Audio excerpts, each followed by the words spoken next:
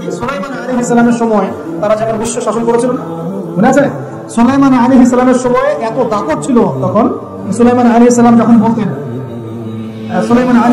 বলতেন যে বাতাসকে ফ্লাই করতে, তখন সিংহাসন বাতাসে ফ্লাই করা শুরু করবো না।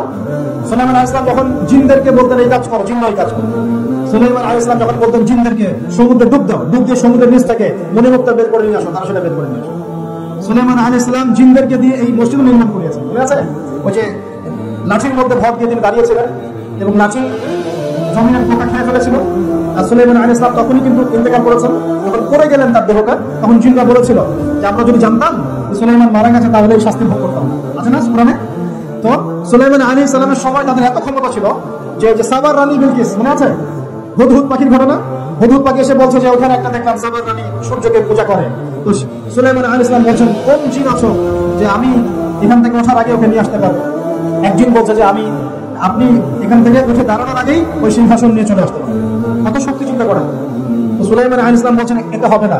আরেকজন জিন যার কাছে কিতাবের জ্ঞান ছিল, মানে সে আলেম ছিল, সে বলছে যে আপনার উঠতে হবে না, চোখের পলক ফেলার আগেই এটা হাজির হয়ে যাবে। সুবহানাল্লাহ, চোখের পলক ফেলার আগেই মনে করেন যে 100 মাইল দূরের একটা সিংহাসনকে তুলে নিয়ে আসবে। চিন্তা করেন কত বড় শক্তি। এরকম শক্তি আল্লাহ দিয়েছিলেন সুলাইমান আলাইহিস সালামকে, এবং ওই সময় বনু ইসরাইল কিন্তু সারা বিশ্বটাকে শাসন করত।